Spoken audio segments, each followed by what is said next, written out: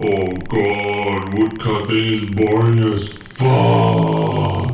With the recent update dropping capes, I was excited to finally stop slacking and raising my woodcutting level. Amongst the gathering skills in Curse of Aros, woodcutting is the easiest and most brainless profession, and the logs are also useful for crafting and easy for selling. So it made the most sense to me to tackle this skill first among these senseless gathering. In this video, we'll explore what a Lumberjack's cape is, how to acquire it, and most importantly, how worth it is it to own it. So the Lumberjack's cape is one of the brand new capes introduced into this game recently. Not much is mentioned in the descriptions of the Lumberjack's cape aside from the 10 HP and defense. However, it actually grants the user a chance to cut an extra log from a single swing of the axe, similar to that of the Umbral Axe, but also not quite the same. More on this later. In order to obtain a cape like the Lumberjack's, we must first get level 100 in respective skill, and in my case, woodcutting. Then proceed back to spawn and talk to Milestone. We can then purchase a cape for 100 million gold from this NPC to unlock the cape for you forever. However, it cannot be traded nor can it be dropped, unlike your future son. Now that we have the cape, let's give it a go. I will do 2 sets of 20 minutes of non-stop chestnut logging, one without the cape and the other with the cape. This way you can figure out just how impactful the cape really is and whether is it meaningful to chase it or not. So in our first run through without the cape, we start off with no chestnut logs and 297 oak logs. By the end of the first 20 minutes, we ended up with 340 chestnuts and 125 additional oak logs. This is equivalently 1020 chestnuts and 375 oak logs per hour. Not too bad, to be honest. Then next I put on the Lumberjack's cape and go cycle on some trees. We start off with no chestnut logs and 172 oak logs. After 20 minutes, we end up with 374 chestnuts and 125 additional oak logs. This is equivalently 1122 chestnuts and 375 oak logs per hour. So there are some slight improvements over here, but a part of this improvement is also due to good RNG. That is, we got lucky with some of the trees. Over the course of the second test with the cape, I also noted down how often we hit the trees with the cape's enhanced swing. There were a total of 35 enhanced swing, leading to 35 more logs out of the 499 total logs we found. This will give the cape a 7.5% chance to grant the user an additional log on a successful swing. Assuming I did not get lucky here and that the rate was indeed 7.5%, then the cape is actually seriously looking good. But remember when we talked about how the cape was similar to the Umbral Axe? Let's briefly explore that. So the Umbral Axe is a commonly misunderstood axe. While people consider the ancient axe to be better because Bigger level better? it is actually not entirely true. The Umbral Axe has a 0.8 second logging speed but comes with an added 1 in 15 chance to snag an extra log. This puts the Umbral Axe at an effective logging speed of 0.75 seconds, identical to the actual logging speed of the ancient axe. So both of these axes are actually similar in terms of efficacy in getting logs, but the Umbral Axe does have one downside compared to the ancient axe, apart from the need for it to be smith and it is otherwise untradeable. The downside is that the Umbral Axe does not actually give the user extra EXP when obtaining extra logs through its built-in effect. From this small test, you can see that I only received 160 EXP instead of 200 EXP from 20 pine logs. So if logging EXP is not important to you, then the Umbral Axe will cut you as many logs for you as the ancient axe. But this is also where the Umbral Axe differs from the Lumberjack's cape. You see, with the Lumberjack's cape, we actually do get bonus EXP when we perform enhanced swings. This means the Lumberjack's cape is truly an efficient time skip equipment similar to the Relic of Efficiency, but there are still 2 more things that you must know before thinking that you need to get this cape as soon as possible. So here are the problems. Firstly, upon reaching level 95 in woodcutting, there aren't really many reasons to push for higher woodcutting levels. Apart from getting the cape at level 100 and other pointless milestone pet skins, you could effectively already chop down any type of tree in the game. Yes, having a higher woodcutting level also allows you to chop trees with higher success, but it is incredibly time consuming to raise your woodcutting level past 95 and you would be suffering so much for so little. So the EXP benefit from this cape, in my opinion, is quite marginal and usually unimportant. Secondly, trees are incredibly profit inefficient. The reason I chopped down chestnut logs in the earlier test is because they are simply the most profitable logs as they sell for a decent 9,000 gold a piece and are extremely easy to chop down. I was also able to gather a few more oak logs along the way which go for 5,000 gold a piece, but mind you, the number of logs I collected with the cape equipped, it amounted to just under 12 million gold worth of logs per hour. That is half the profitability of simply farming seedlings and selling the materials even at a discount. Video linked above. Furthermore, the value of logs I collected without the cape amounted to 11 million gold per hour, 1 million shy of the value from using the cape. This means I will need to chop 100 hours worth of chestnuts to get my fair return on the massive initial outlay of 100 million gold for the Lumberjack's cape. That is a shit ton of woodcutting I will need to do, and going back to the point where logging is extremely profit inefficient makes this a completely wasteful use of my time. Truthfully, I would probably never even cut down another tree again, and this is why I do not recommend getting the Lumberjack's cape. Now this video went on for much longer than I expected, but this was also an important video to make because a lot of players do not understand the value of their time and effort. However, this is by no means me telling you what you should or should not do, and some players actually enjoy and find woodcutting a very meditative task. If so, more power to you, and this cape would be incredibly valuable to you then. At the end of the day, the point of my videos is to give you my biased opinion based entirely on numbers and factual evidence. This is the way I maximize the use of my limited time on this tiny little planet, and hopefully it gave you a shred of understanding and appreciation for the benefits of efficiency. Now with that said, I hope you guys enjoyed today's content. If you did, don't forget to leave a thumbs up, it really helps the channel, and subscribe for more Curse of Aros content. Now with that said, this has been Free to Play, and as always, I will see you